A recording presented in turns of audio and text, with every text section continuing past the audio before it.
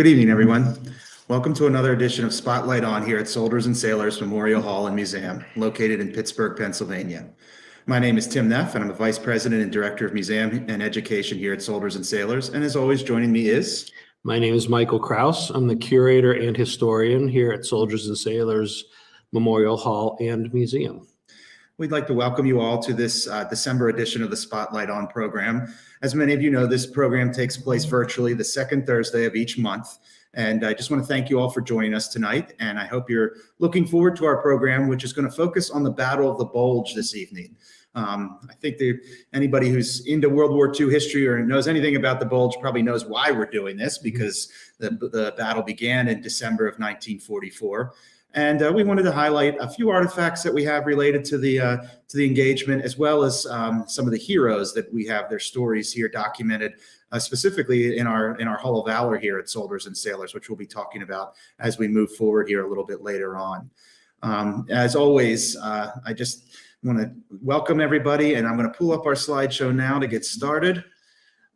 As we said, we're going to be talking about the Bulge today. Just real quick, for anybody who may be new to us, or I just think it never hurts to always talk a little bit about Soldiers and Sailors. Here is our building where we are right now, located in the Oakland neighborhood of Pittsburgh. And that building was built in 1910 as a Civil War memorial. But today it stands as a memorial and a museum that honors all of those who have served, starting with the Civil War all the way up through present day. And the way we're able to do that is through the years, veterans and their families have donated artifacts to us, things they brought home with them, things they used, uniforms, weapons, equipment, etc. And we use those items to honor their service, tell their story, and follow through with our mission of making sure that they're all remembered properly and preserved. So that's what Soldiers and Sailors is all about. If you haven't been here in a while, I encourage you to come visit us. I'll tell you a little bit more about that at the end of the program. I also throw a quick shout out. I see Paul Lawson is watching this evening, and Paul helps us run our Tabletop Gamers program, which is tabletop board gaming. And our next board game event takes place next Saturday, December 17th, and it will also focus on the Battle of Bulge. I'll talk a little bit more about that later on, but I thought I'd throw that out here in the beginning, and thank you, Paul, for joining us this evening. And let's see if, oh yeah, I always want to point out questions and answers. If you have a question and you're watching us on Facebook, all you have to do is submit a comment. We'll take care of that at the end of the program. If you're watching on YouTube, unfortunately, you have to email us. It's a little harder, but you can email us at soldiersandsailorspittsburgh@gmail.com, and we can answer your questions that way. No matter what, though, if anything ever comes up and you have a question maybe that you don't think of, or you want to ask it another time, you can always reach out to us here at Soldiers and Sailors. That's what we're here for. We love interacting with the public and talking to people about what we do and answering questions when we can. So, that's what we're here for. So we just want you to know that we're a resource for all things related to military history, and specifically our veterans of the Western Pennsylvania area. Here we are. We've already introduced ourselves, and let's dive right in. So we thought we'd start with just a little, introduction here, just to get things straight. And I'm sure if you're tuning in, you've probably at least heard of the Battle of the Bulge. You can see there the dates of it: December 16th, 1944 to January 15th, 1945. Of course, so right away, and we'll talk about this, how cold it must have been in those winter months in Belgium and Luxembourg. And what we're seeing here is a little just kind of basic map of the battle lines. And what we're seeing here really is, and I'll let Michael talk about this, is where the name comes from, the Bulge. Yeah, I mean, we often wonder how we're going to name things, and here's a really good example. This is a bulge in the line. Right. It's a bulge in the German line that was where the offensive came through. And it was exploited, and it was a place where they could control their tanks and their infantry, and made several concerted pushes to break through. Now the war was going pretty badly for them. The Allies had pretty much run through France and were in Belgium, and this was what some historians consider the last ditch, the last major offensive. Especially on the Western Front. The last major offensive, the Ardennes offensive, sometimes you'll hear it referred to as, but it was really their last push. Even though most, I think, historians agree that even to the top of the line, most Germans knew the war was of little hope. Right. But this was a last gasp effort, especially to get to what I understand Antwerp, which was, giving them once again access. First of all, by breaking through this bulge, they would have divided the Allied forces. Getting to Antwerp, they would have had opportunity to cut off supply lines and to that inner port city in Belgium. So, that's kind of what's going to lead to some pretty harsh fighting, because I think, the Germans know that might be close to the end, and I'm sure the Allies are getting that feeling as well. And it was really, it was really decided on by the upper leadership. Like Hitler, this was Hitler's plan. Sure. Yeah. There was a lot of resistance. You didn't resist Hitler, right? But there was a lot of advisors would have advised against doing this. Right. But he was convinced. He was in complete control at this he time. He was going to win the war. Yeah. This was how they. Even at the cost, I understand some of the research I was doing, even almost abandoning the Eastern Front. Yeah. They knew that was a lost cause, and they wanted to throw everything they had. He was kind of jiggling plates, moving resources from one. Right. He's on the interior, so he can move them to the Western Front and then the Eastern Front. Right. So these are some of the images that we have in our collection that have been donated to us. The one there on the left is one of my favorites. It's in the exhibit that we have called Battle of the Bulge. Unfortunately, we don't know too much about who that is or when exactly it is, but the image speaks for itself. It's a GI there standing in front of a tank, a German tank completely flipped upside down. So yeah, you can see the German insignia, by his legs, and obviously took a moment to record this picture. Yeah. We have to find out where this picture is. Yeah. We own it. I've seen it in an album. Right. We have so many things. It's really hard to call up sometimes a particular thing, but it's always, it's an outstanding photograph. And you'll notice there's snow on the tank. Right. And, he's in cold weather gear. Yeah. Yep. And it's blown up in our exhibit. That's so we know we have it and we've seen it before. But you can tell there's a little source of pride there in the way he's kind of posing for that photo. Yeah. Then on the right, we have I think a lasting image that kind of shows you what the harsh conditions, as I've already mentioned, they were dealing with: the cold weather, the snow. These are guys lined up in a chow line or a mess line with their mess kits all out to get some food here. Yeah, no, it was one of the worst winters in decades there. Mm-hmm. Very cold, snowy. Soldiers had a really hard time keeping their feet warm. Mm-hmm. Frostbite was something that they had to consider: their noses, their feet. A lot of U.S. soldiers didn't have proper winter gear. Mm-hmm. They just were in their field jackets, and in some, you can see one fellow standing back there with an overcoat on. The other guys just have their field jackets and scarves, and totally can see how cold it is Right. there. Yeah. Right. And I also understand with that weather the way it was, it really prohibited a lot of the reconnaissance from the air. Yeah. It pretty much everything was in a bubble on the ground until a little later in December when things finally started. Yeah, air was not a big decisive factor in this campaign. Here we have a guy with a frozen machine gun. Yeah. You can see what he's dealing with there and what the more complications that he has. And on the right there, what are we looking at there? Well, these are prisoners of war. On both sides, there were heavy numbers taken prisoner, both Americans being taken by German soldiers and Germans being taken by Americans. And it's always a logistical problem, to take prisoners. You have to take resources to get them to the rear. They have to be fed and taken care of. And these soldiers would end up in German prison camps in Germany for a few months till the end of the war. And you'll keep that kind of in mind, the idea of the logistics and the challenges of taking prisoners, because as we move through this program, we'll see, where maybe there were alternative choices made to taking prisoners. Yeah. Yeah, this is more from our exhibit here, Battle of the Bulge. Mines were certainly a part of the battle, especially as, kind of the swinging back and forth, and as the Allies and the U.S. troops kind of started to finally pursue the Germans back, as they're being pushed back, they had to deal with a lot of minefields. And what we're seeing here is now this guy is at least prepared for cold weather. He's got a minesweeper. He might not quite see it, but you can see that he's holding a metal detector. Yeah. And then you see the bottom of the metal detector over in the right photo.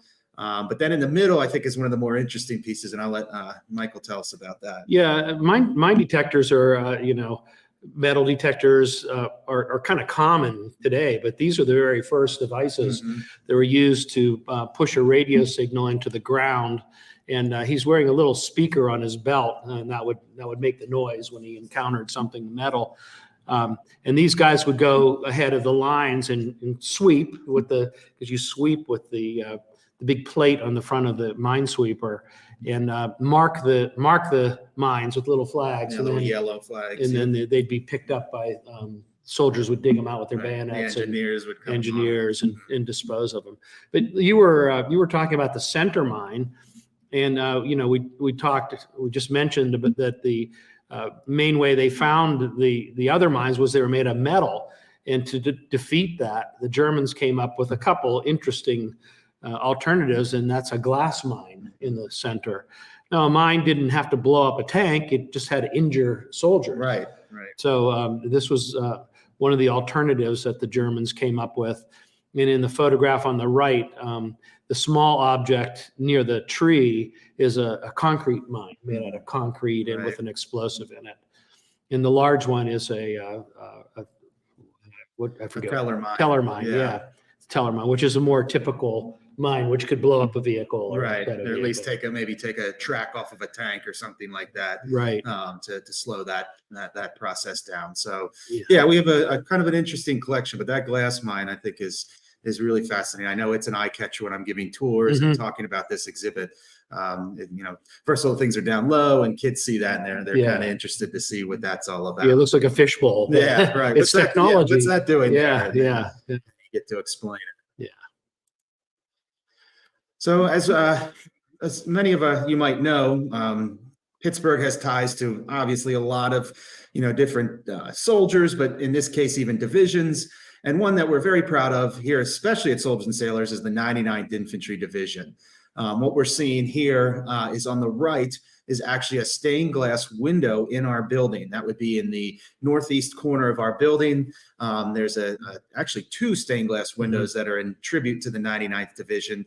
But this one specifically has the 99th Infantry Division, and as you can see there, blazing blue is their nickname, the Battle Babies. And we'll talk about in a minute here how they got that nickname. But then on the left is kind of fascinating because you can see that's the inspiration for this particular piece of stained glass. So, Michael, what can you tell us about this? Well, the publication on the left, it's a small pamphlet, maybe 6 inches by 6.5 or 7 inches, printed during the war in 1944, in early 45. And it's like a unit history. The 99th had a newspaper called the Checkerboard as well, and this little publication. What's interesting is you can see maybe underneath the German soldier laying in the foreground, it's signed Robbie, and the window also preserved that signature. So Robbie turns out to be the artist for the 99th, and his name is Robbie Byers. We think we've identified him, and he may have been a captain, but we have a number of his original sketches that were used in the Checkerboard publication, and I think he had a really good sense, like it's almost like a comic book artist. He has a really good sense of action and what's going on there. There's hand-to-hand fighting, and an American soldier is clubbing a German soldier with an entrenching tool, and German soldiers advancing on the other guy, and the other American has a bayonet drawn. So it's pretty intense. Picture there. Yeah, I mean, it's kind of interesting that they would have chosen that one to transfer to glass, but it is a standout. It's another one that the kids notice. And you mentioned the Checkerboard nickname, and you can see where that comes from with their patch, which is that blue and white checkerboard through their patch there, which is actually tied to the city of Pittsburgh. That is comes from William Pitt's official seal. Of course, William Pitt is who Pittsburgh is named after. So that is one of the direct ties to the city of Pittsburgh and the 99th Division. Yeah, and the city of Pittsburgh's crest has that checkerboard in it. Yeah, the it's still, city has the crest. Cops wear it around their hat, although it's black and gold on their hat. So some of that has been transferred to black and gold for reasons I think a lot of you would know why. But originally, that's where that name come from, the checkerboard division. However, at the Bulge, that nickname changed, and what happened there? To Battle Babies? Yeah. Okay. I was hoping I was following you correctly. To the Battle Babies. Well, first of all, let me take a step back and say that the division was going to be created in Pittsburgh. It was kind of the first thoughts were it would be pretty centralized, but as it grew, it became a division that drew resources from all over. So even though it has a tie to Pittsburgh in the checkerboard, everybody was from Pittsburgh. But in 1944 is when they hit the ground running. You know, there were other obviously divisions that were around since 42, 43, 44.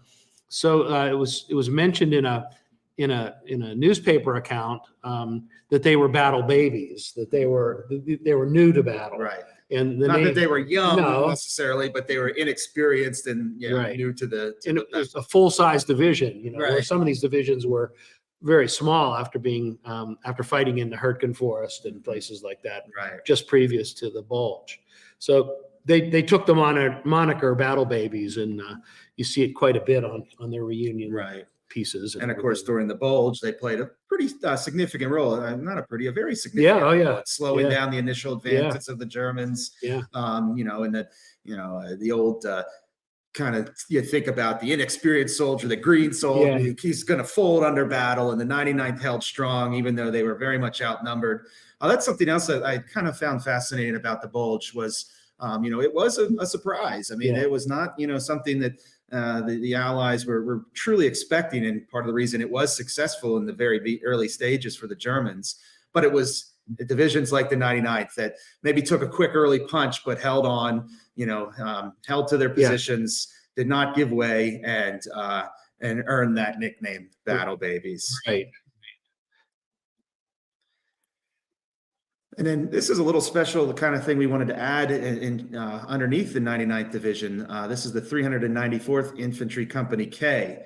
And this is African-American soldiers that were a part of the 99th Division. This is a platoon of African-American soldiers photographed in that part of the battle history. And I'm seeing it says 395th, 393rd, and we say 394th. Right. So we made a mistake. It's the 393rd and the 4th. No. And the 4th. And Okay. Yeah. But here these guys look pretty combat hardened, and they're just like any other American combat soldiers. They're just taking a break from the fighting. However, they would have been in segregated units. They would have been in segregated with underneath the 99th. But this is going to kind of lead us into this discussion here where, I think a lot of the early participation of African-American soldiers was led to kind of the support roles, right? The logistics, trucking, transportation, things like that. But here we see guys that are kind of engaging a little bit more than that, as opposed to, something like the 611th Quartermaster Battalion, which we have this beautiful yard-long photograph here. And what can you tell us about them? It's hard to research these units. There still is a 611th Quartermaster in the U.S. Army. It's just a quartermaster battalion at this point in time, but it seems like this picture was taken in 1943, if I'm not mistaken, and it seemed like they trained and went over to France and were part of graves registration and graves, getting American cemeteries ready. Right. And one cemetery they were readying near Hurtgen became because they were working on it, became a repository for a lot of the dead who were being killed and needed to be buried in the Battle of the Bulge. Right. So we have a few close-ups. Yeah, it's a close-up of some of the guys. information, and Mhm. you know, you see the white officers there seated in front. Mhm. But you know, this is kind of more of what you would consider the perception of the traditional role of the African American soldier in World War Right. II, as opposed to that platoon we saw earlier that The maybe, combat yeah, saw platoon. some actual Right. combat Yeah. during the war. Right.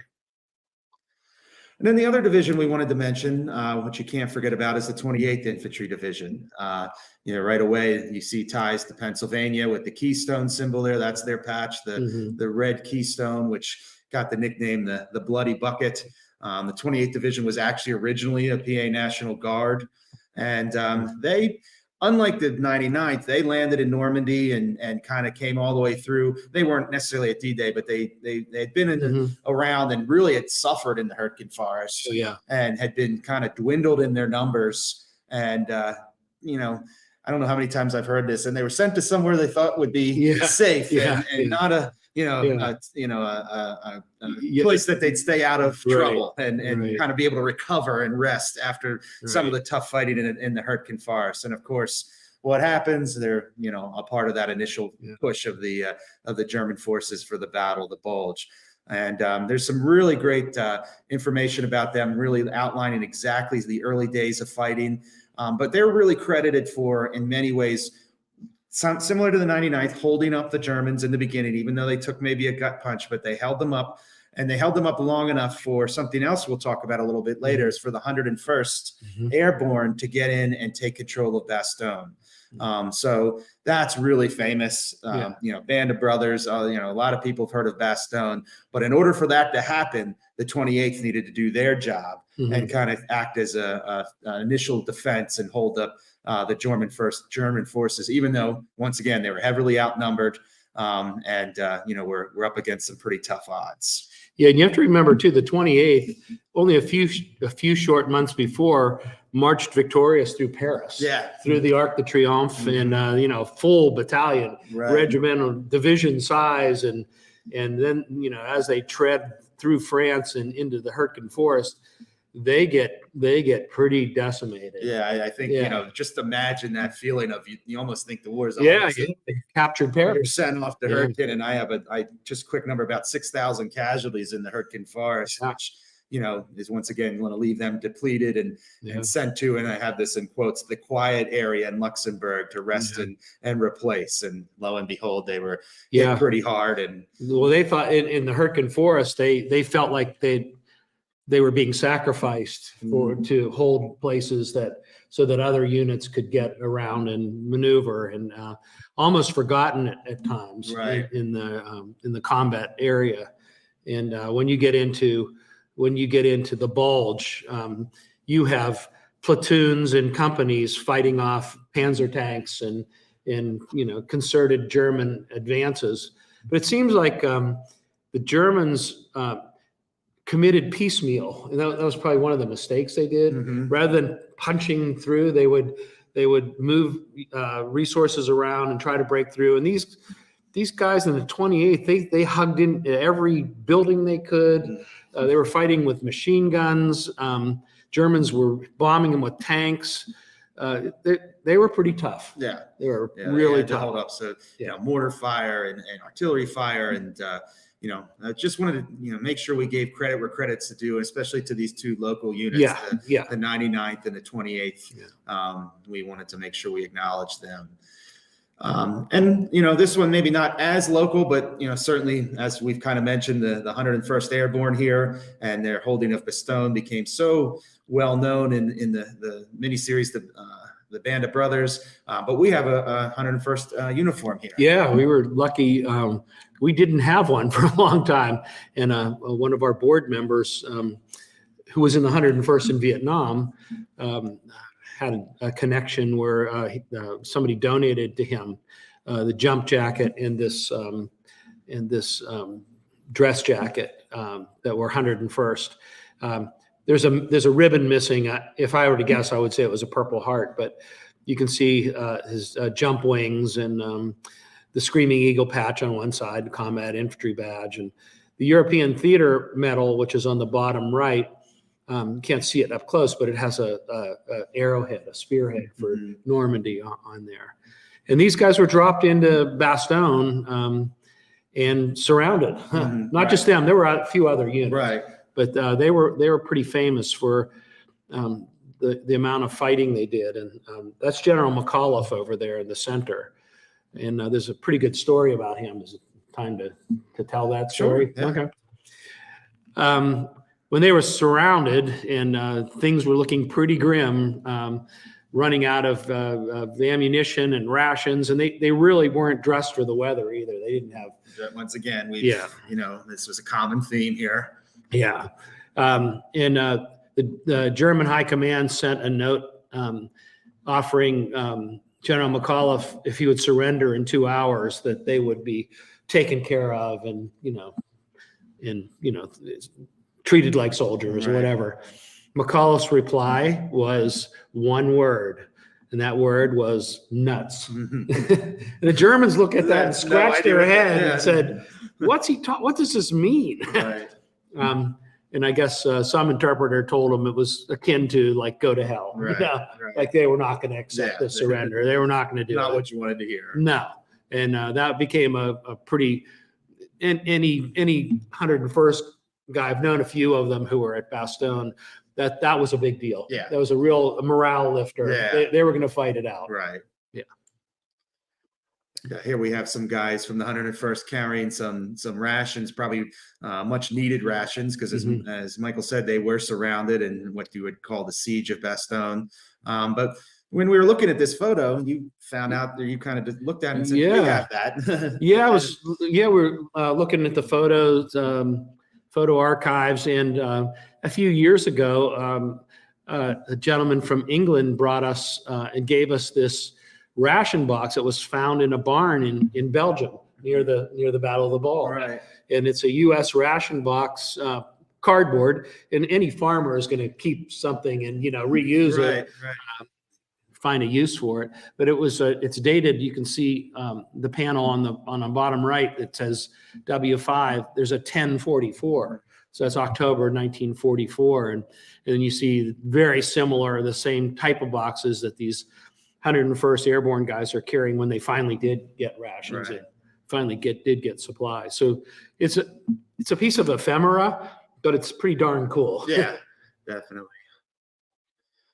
So that brings us to something now. If you've seen our programs before, you may have heard a little bit of this one before, but this is just such an amazing story. And of course, it is directly related to the Bulge. So we thought we'd share it again in case you missed the other episodes that we did mention this. But this is what we refer to the Malmedy Massacre flag. And I'll let Michael tell us a little bit about this wonderful piece, which we received last year. We often, we get a lot of donations, and a lot of times we have questions. We can't take everything, so we have some questions. And especially when people say they have a German flag, we don't necessarily collect German flags. There's really nowhere to display them. Right. It's not part of what we do. No. But I am interested in German flags that are signed by captors, American captors, because in my feeling, now it's a war trophy. It's not a political symbol. It's been crushed, and now it's a trophy that Americans are going to bring home. So this woman brought in her, I don't remember if it was her father or somebody in her family. His uncle, maybe. Uncle, yeah. His uniform, which had all of the equipment, all the things that we like to see on it, ribbon bars and insignia, and this flag. And if you look at the flag on the top, it says Battery B, 285th Field Artillery Observation Battalion. When I saw that, I immediately recognized the unit. And let's face it, a Field Artillery Observation Battalion is not like the 101st Airborne. Right. Yeah, when you're very collecting specific. things. It's not a sexy unit, that you're going to think of as a combat unit.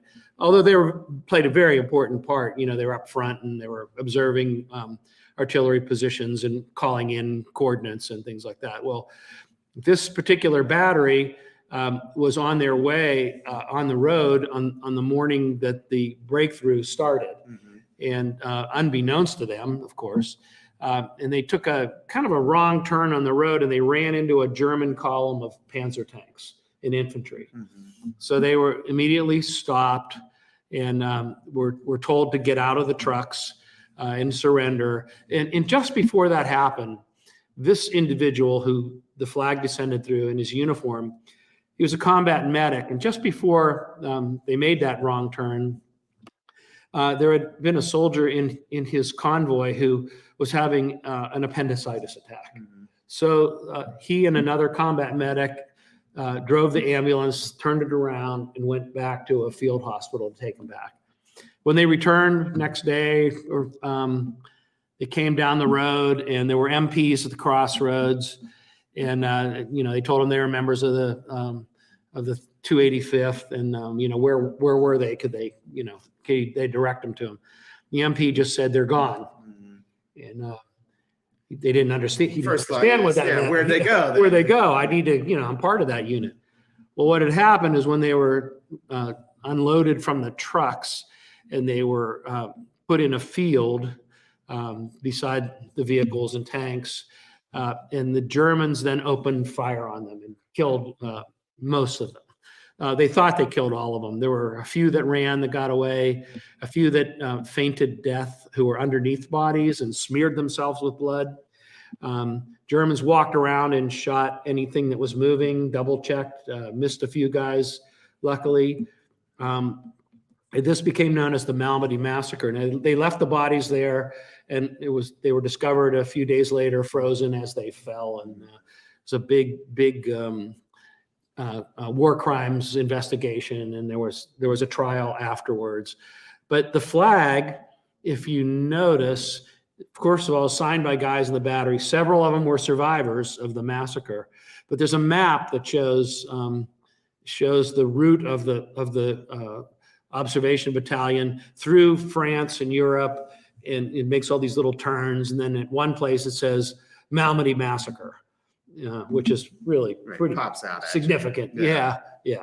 And then they went on to what was left of them to serve in the Bulge. Well, they were in that's the incident. Right, they were there. They were there. They were surprised by the whole thing. And there's I know our collections manager, Lisa Petita, has done a lot of research into this flag, and some of that research we revealed in our it was last January's episode called 1 Year in the Curatorial Department. So we wanted to mention it here because it is so closely tied to the Bulge, but we didn't have time to get into all of the information we have and a lot of the work that Lisa's done. But you can always go to our archives on Facebook and YouTube and watch old episodes of Spotlight On. And it's the 1 Year in the Curatorial Department from January of this year, where you can get even more information. She found some very fascinating information about some of the men that signed on that flag. And I would, if this at all interests you, I would suggest looking at you're going to want to go watch that part. Yeah. Here is the uniform here, and a close up of some of the names that you see there. So there's the combat infantry badge, and the lapel pin is the particular distinctive unit insignia for the 285th, which is kind of rare. And there it is, right on. Everything is there, which is pretty cool. Okay, so we're going to switch gears now and talk a little bit more about some individuals and some of the heroes, especially with local ties here. And we're going to start with John Minnick, who is a recipient of the Medal of Honor. In fact, his medal is one of the ones right behind us here on the wall. And he received this now in 1944, but in the 21st of November. So this is, we've mentioned a couple times the fighting in the Hurtgen Forest. This is going to be a part of that, the lead into the Bulge. And I'll let Michael tell us, about John here. Sure. And I want to mention too, we say the Hurtgen Forest, and you mentioned once the Ardennes, and that should be familiar to people because World War I was fought there. Right. That was World War I was in that whole area. So here they're fighting on these same grounds that World War I had happened. And you're right. He didn't receive his medal for combat in the Bulge, but in the action that preceded it. So we're gonna say that he's a part of this whole thing. Certainly to the lead. Yeah. So that's Minnick, and that's the medal in its original case. And I love showing people the reverse side of a Medal of Honor, because you can see it's a little bright, but the eagle says from the Congress to, and then each medal's hand engraved. So this says Staff Sergeant John W. Minnick, Infantry, U.S. Army, Hurtgen, Germany, 21 November 1944. So what did he do? We have his citation here. Mm-hmm. And these guys who are recipients of the Medal of Honor really are heroes. I mean, you can't imagine when you read some of these citations, somebody doing these things. Right. That being said, I will say, because we're going to be reading a few citations here in this second half of the program, and I just want to point out, we are reading the official citation. So the language might seem a little awkward at times, or maybe not even completely digestible, because it's just, and sometimes it can be almost like a different language. But we tend to try to stick to that official language, since that is the actual description that the Army came up with. So, it had to be vetted, right, and composed. Witnesses had to attest to it, and passed up and down through different committees, and right. and then it goes to Congress, and this is the citation. So when it talks about Minnick, it says he displayed conspicuous gallantry and intrepidity at the risk of his own life, above and beyond the call of duty, in action involving actual combat with the enemy on 21 November 1944 near Hurtgen, Germany. Staff Sergeant Minnick's battalion was halted in its advance by extensive minefields, exposing troops to heavy concentrations of enemy artillery and mortar fire. Further delay in the advance would result in numerous casualties, and a movement through the minefield was essential. Voluntarily, this is one of those, the big part to it. Voluntarily, Staff Sergeant Minnick led 4 men through hazardous barbed wire and debris, finally making his way through the minefield for a distance of 300 yards. When an enemy machine gun opened fire, he signaled his men to take covered positions, edged his way alone toward the flank of the weapon, and opened fire, killing 2 members of the gun crew and capturing 3 others. Moving forward again, he encountered and engaged single-handedly an entire company, killing 20 Germans and capturing 20, and enabling his platoon to capture the remainder of the hostile group. Again moving ahead and spearheading his battalion's advance, he again encountered machine gun fire. Crawling forward toward the weapon, he reached a point from which he knocked the weapon out of service. Still another minefield had to be crossed.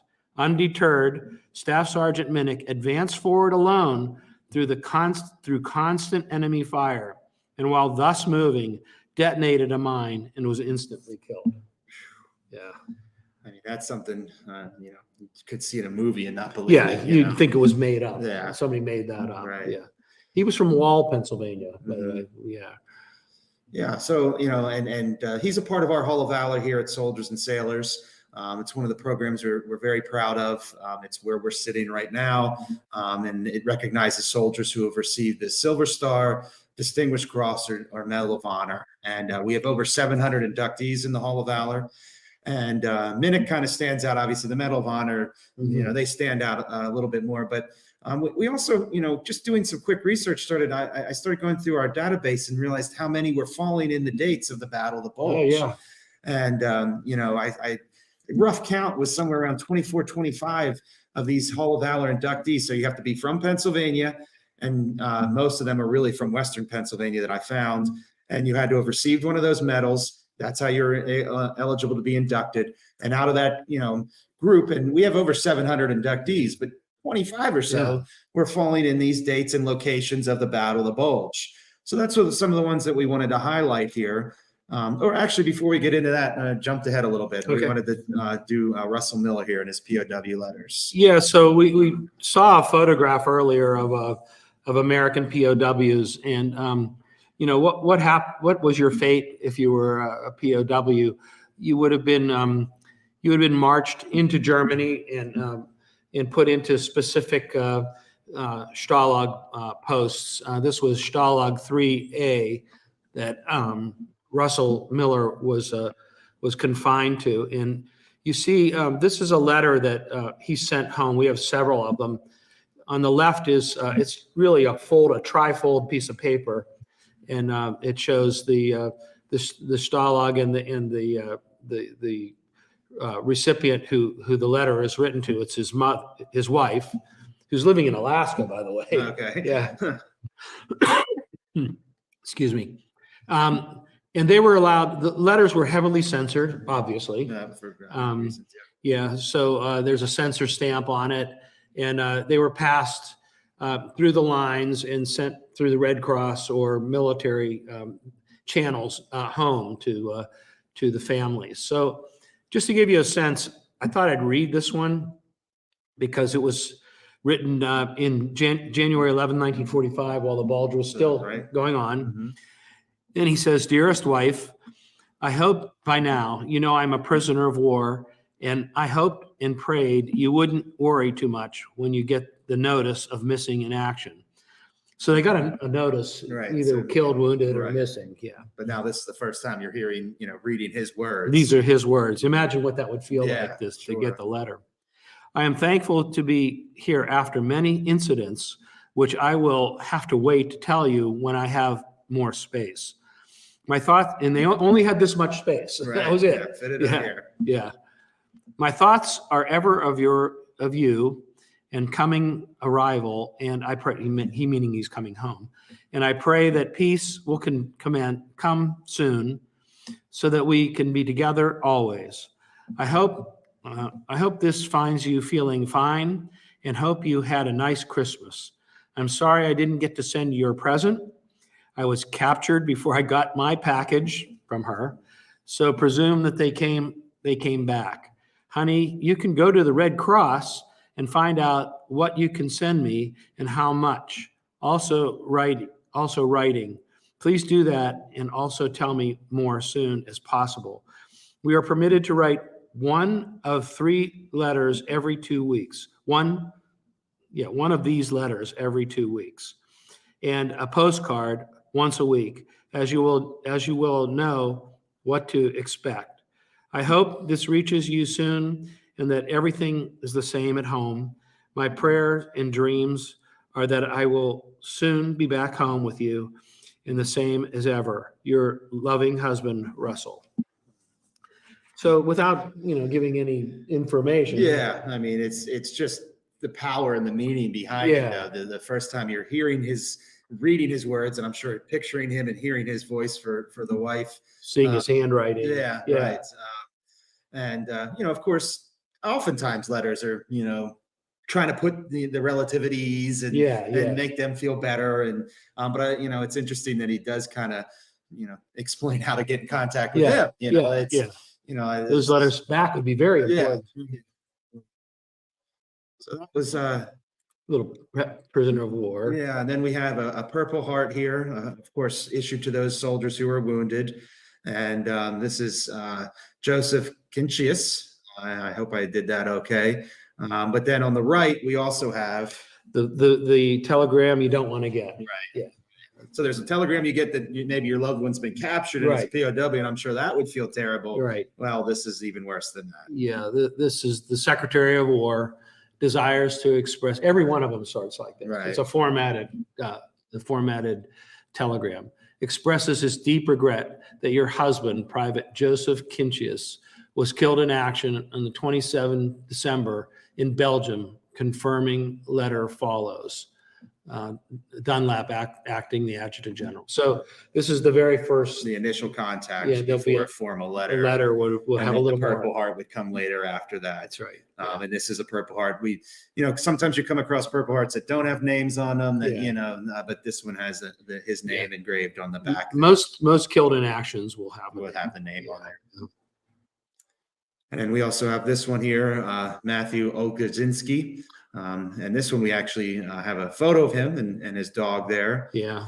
And we're making him a real person here by looking at him and his nice smile and his dog, and it looks like an Irish setter. And there's his Purple Heart. I think we have some more. Yeah, this is his temporary grave on the left there. Yeah. And then his remains were clearly brought home and buried back home here, and that's a permanent grave site there on the right. So now we're kind of jumping back into the Hall of Valor that I was talking about. And another person we wanted to highlight was just inducted, actually just back in 2020, so not that long ago. And this is Staff Sergeant Gilbert Moser.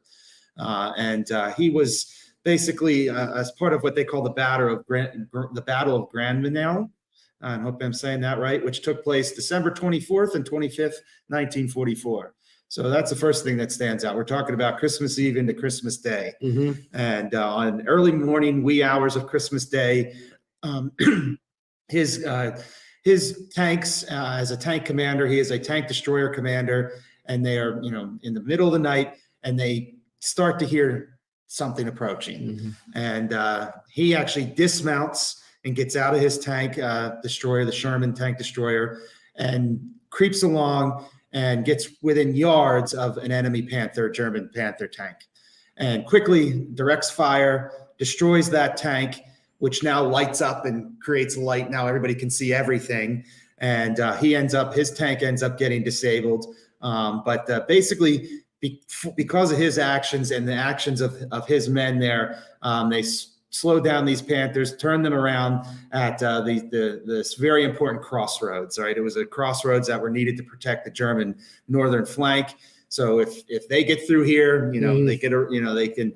It opens up so much more, and he plays a big role. So let me read the official citation here for Staff Sergeant Gilbert Moser. For gallantry in action, 24th, 25th December 1944, near Gramenaal, Belgium. During a night attack by enemy infantry and tanks, Sergeant Moser dismounted from his destroyer and, despite heavy enemy machine gun and high explosive anti-tank fire, attempted in the darkness to locate the enemy tanks, which he could hear approaching his position. Noticing a part of a tank turret visible by the corner of a building about 35 yards away. So, it's close. That's scary. Yeah. Sergeant Moser remained on foot and directed the fire of his destroyer unit until it destroyed the enemy tank with 2 rounds. Then, in the light of the burning enemy tank, Sergeant Moser saw that another enemy tank was attempting to pass his gun position. Despite the continuing machine gun fire and his exposed position, he continued to direct the fire of his own destroyer, and the enemy tank knocked both vehicles out of action. When his destroyer burst into flames, Sergeant Moser, although still under heavy machine gun and small arms fire, assisted 3 wounded members of his destroyer crew from the burning vehicle to the safety of another destroyer. And he entered the service from Pittsburgh, Pennsylvania. So for this action, really it's a combination of actions. Yeah. It's the getting out on foot, directing that initial fire to kind of put a pause to this progression of the Panther tanks. And then saving the 3 men out of his destroyed Sherman that he wasn't in anymore, going back and saving them. He is awarded the Silver Star. And I just want to say, acknowledge a good friend of Soldiers and Sailors, Doug Drumheller, who was really through a lot of his research and his efforts discovered this story. And where he provided a lot of great information. That, of course, there is a picture of Gilbert Moser. That's a little picture of the tank. You can see his tank there and the one that he knocked out. And then here we have the crossroads. I mentioned how important this kind of crossroads place was. And you can see where it is on the map, and then actually present day photo. And all of this was provided by Doug when he applied, and we were able to get Sergeant Moser inducted in 2020. So that was pretty not super well known part of the Battle of the Bulge. But it's pretty tough to knock out a Panzer tank. Yeah, right. Right. And be 35 yards from one. Exactly. Yeah. In the middle of the night on Christmas Day. Oh, yeah. In fact, one of the recounts I read about it is just kind of ended kind of humorously saying, and that's how they spent their Christmas Day. Yeah. Hard to live up to that later on. Yeah. And there is his plaque here. And that's pretty much with the citation language we just talked about. And then here, we're just going to move through some of our plaques that we have.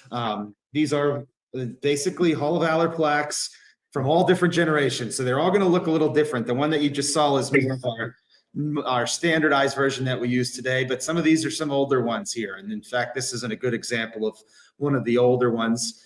This is First Lieutenant Anthony Borelli. He is a 506th Parachute Infantry Regiment, 101st Airborne Division. Yep. So we've talked about them. Mhm. He's in Foy, Belgium, which is pretty well-known action there in December 21st, 1944, and he's from Allegheny County. He's awarded the Silver Star for gallantry in action on December 21st, 1944, in the vicinity of Foy, Belgium. An enemy force had infiltrated through the main line and had dug positions in a wooded area, approximately 1,500 yards behind his unit's front lines. The men were unable to see the enemy due to the heavy mist. Shortly after the company commander became a casualty, the enemy fire ceased. Lieutenant Borelli turned over his platoon to the platoon sergeant with orders to turn the enemy's left flank.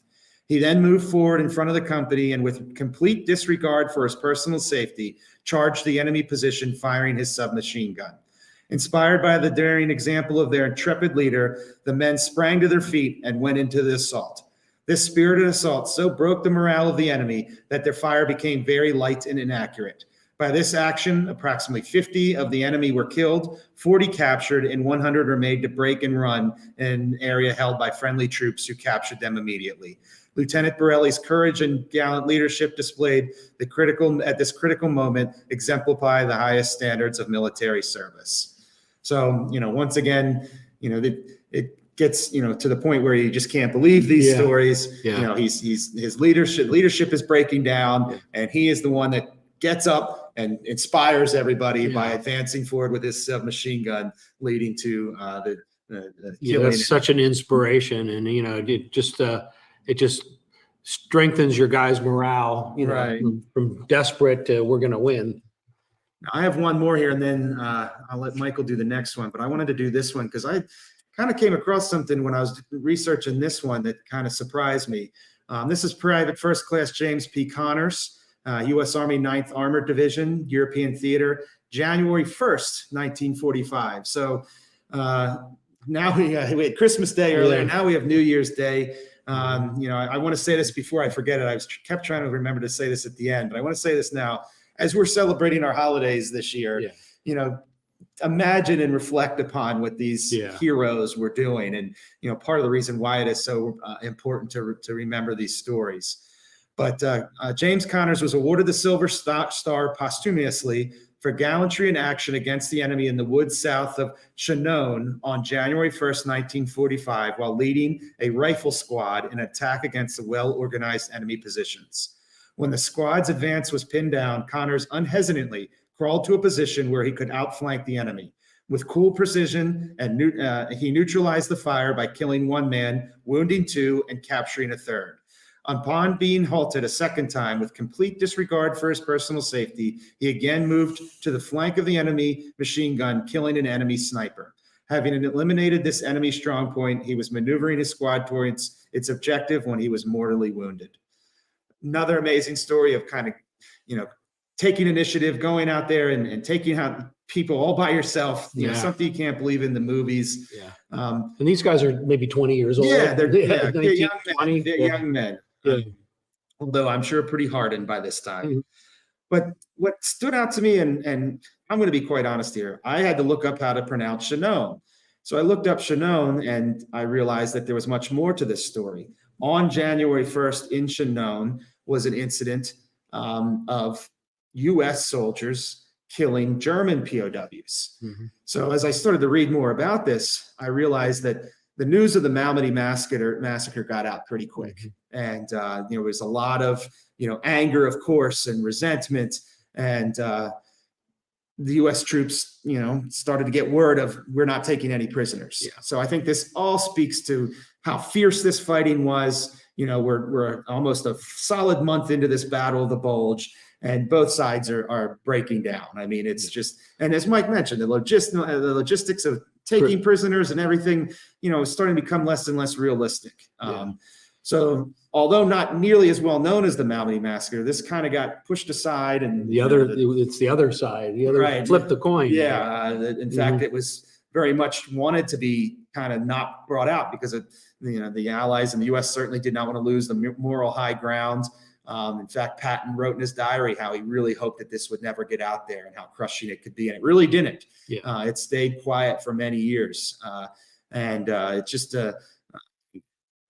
kind of all of these pieces came together. And I couldn't believe it, but just the reality of the situation. And I think it speaks to like I said, a month into this terrible battle where both sides really were. I'll have to read more about it because I don't know anything about it. It's new to me for sure. And this is Sergeant Leon Frank, and I'll let Michael read this here. Sergeant Leon Frank was awarded the Silver Star for gallantry in action when a heavy German counterattack hit his company's position. Sergeant Frank exposed himself to intense enemy rifle fire, one bullet piercing his sleeve in order to organize his men and direct return fire on the enemy. Then, as overwhelming superiority in enemy numbers forced a complete withdrawal, Sergeant Frank organized a holding force which kept the Germans from closing in. Using 150 rounds of submachine gun ammunition, he killed 3 enemies and wounded several other Germans, then withdrew to the company's secondary position, from which it launched a successful counterattack. Sergeant Leon Frank was killed in action at the age of 19 in or around Cayersburg, France, on December 17, 1944. He was awarded the Silver Star posthumously, and it is recorded in the history of the 3rd Infantry Division in World War II. So, once again, we could keep reading these. There's 25 or so of these stories. Battle of the Bulge, amazing heroism. A lot of them are men that died, obviously. I think most of you would know, but when you're hearing posthumously, that means they died in the action that they're receiving the medal for. But it just, I can't say enough, speaks to how heavy this fighting was during the Bulge here. So that's going to bring us to the end of our presentation. I hope you guys enjoyed learning a little bit about some of the artifacts that we have, and more importantly, some of these stories that we were able to share. I'll just do one last push for the Hall of Valor. It is a program that we induct new members every March. The last Sunday in March, we have a ceremony. It's one of the greatest things we do here. Yeah, and I wish more people would come, and it's open to the public. And, we get the opportunity to read these citations. Unfortunately, we're getting to the point where we don't have nearly as many men that actually are alive to receive and talk about it. But family members and get that opportunity to have their loved ones recognized and of course, preserved here at Soldiers and Sailors as a part of this program. I don't see any questions coming up right now. If there are, keep coming, because we're going to just go through our last kind of sales pitch here. So we still have a little bit of time. If you want to learn more about Soldiers and Sailors, you can always visit our website, soldiersandsailorshall.org. You can come visit us and walk in, or you can schedule a guided tour. All of that is available through the website to find out more information. I always do recommend visiting the website before you come and visit. Every once in a while, there's a large event or some situation where we do have to close for a day. So it never hurts just to double check the website once you know that you're going to come down. But we really encourage you to visit. And as I also mentioned in the beginning, we have our next Tabletop Gamers program coming up next Saturday. That's December 17th from 10 to 4 with the theme of Battle of the Bulge. And we're going to be playing games related to the Bulge. And we're very honored to have a Pennsylvania Magazine will be in attendance, and they're going to be doing an article about gaming in Pennsylvania, and we'll be a part of that article. So it's a great opportunity if you're a gamer, to come in and participate and kind of get to know our group, or get a chance to be a part of maybe an art magazine article about gaming.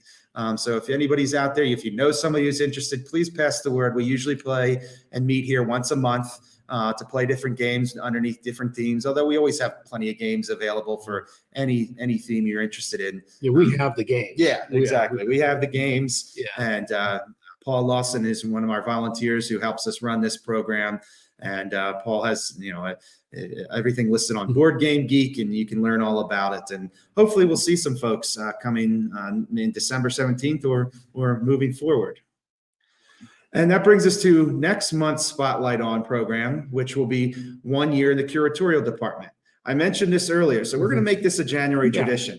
At the end of the year, kind of revisit what we've received in the past year, because we're always, as Michael said, always getting new stuff, and we like to share it, because not everything gets to go in an exhibit right away or gets to be used right away. But this is an opportunity for us to highlight some of those things And that's where the Malmedy flag we talked about in last year's 1 year in the curatorial department in 2021 or 22, and that should read January 12th, 2023. Yeah. I didn't change the date over. So on January 12th, we will do 1 year in the curatorial department.